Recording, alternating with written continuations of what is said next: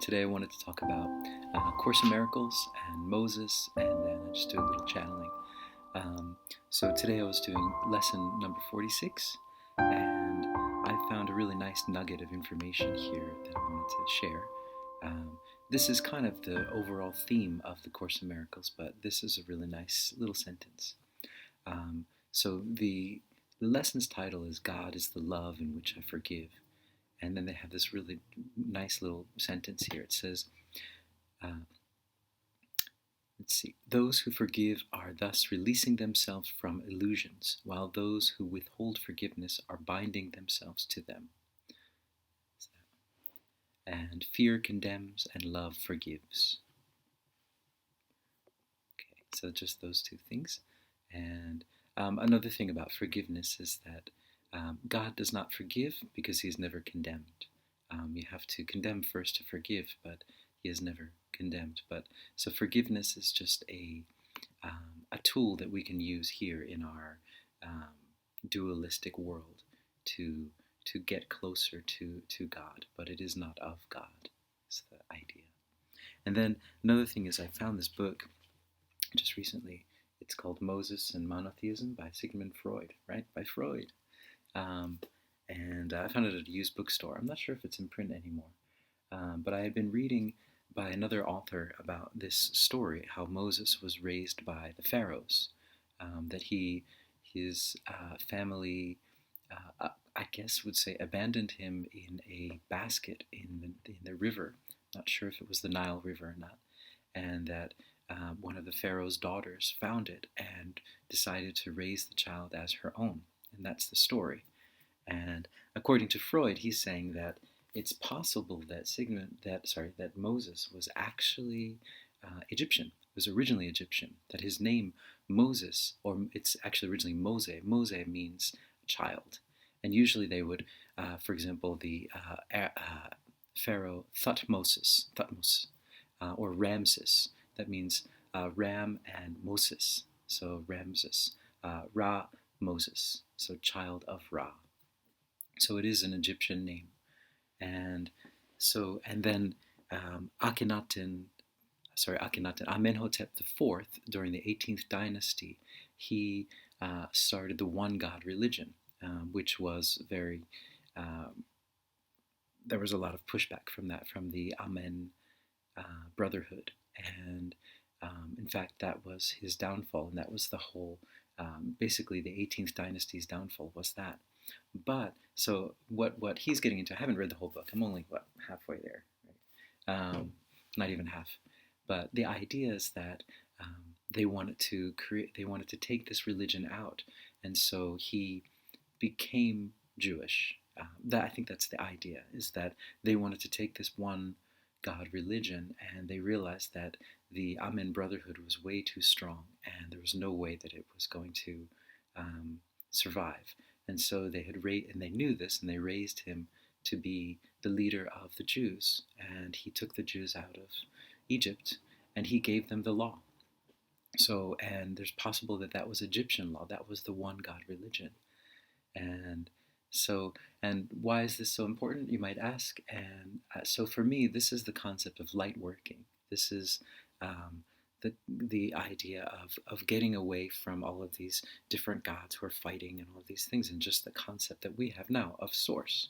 It's not like this God is going to attack us and this God's going to do this thing. They're not gods. There's just one God, and there are different spirits and different levels.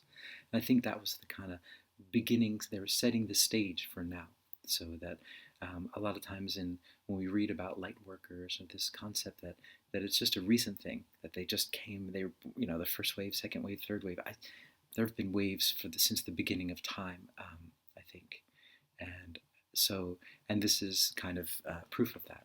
So this Amenhotep and Moses, and he was bringing this new concept that you don't have to do that anymore, that you can. There is just one source, and you don't have to worry about these warring gods or these evil gods.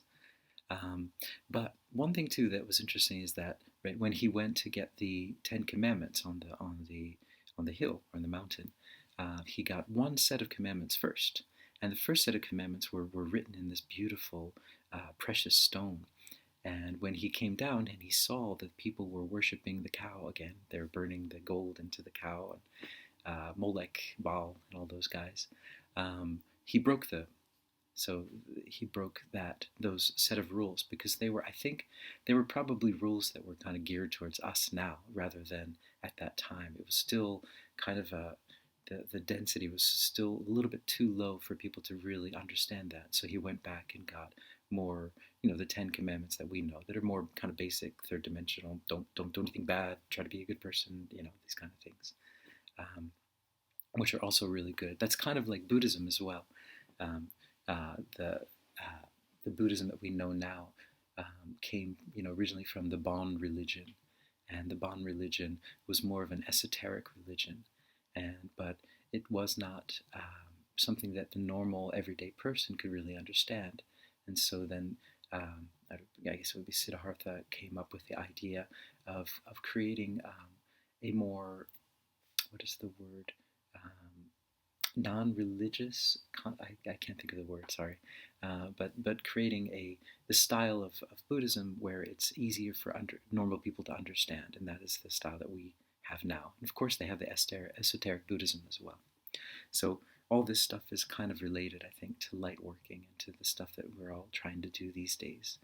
And I just think it's interesting to be. I think I've talked about this before, but it's just something that's really very interesting to be a part of this heritage that goes back probably to the beginning of time, but at the moment, at least until Amenhotep and to the pharaohs in Egypt. And I think that's a very exciting thing. And I rambled for a long time today.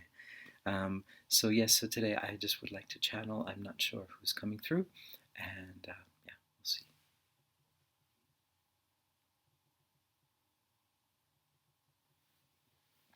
We are,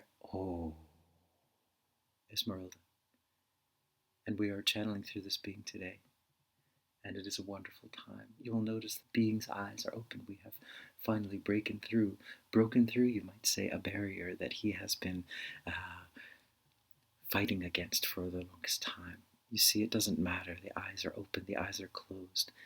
It is fine. We are here, and we are here, and we are here to tell you the most beautiful message that we could, and this is the message of love and of peace.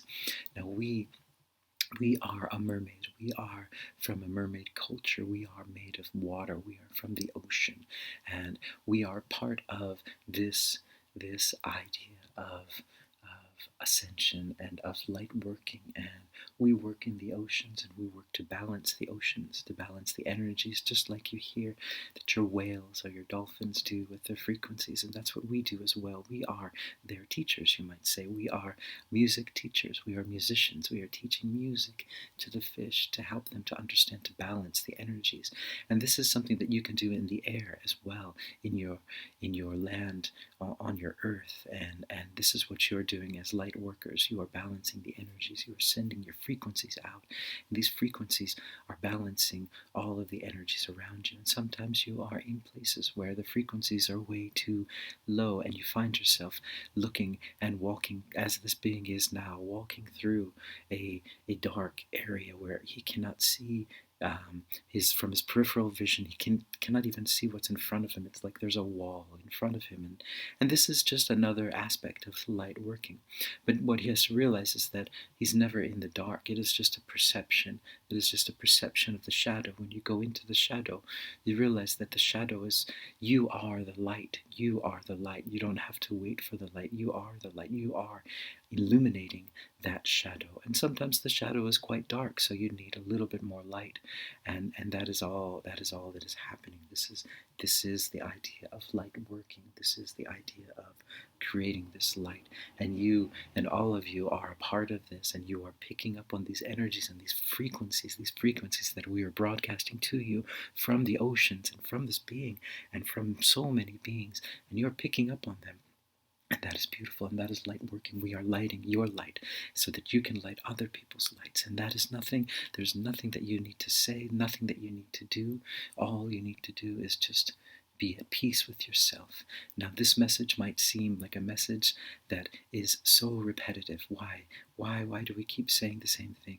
And we do because that is the only message there is, the message of light, that is all an illusion, all of these fantastic and sometimes phantasmagoric, these illusions that look so beautiful that you want to just jump into them and find them.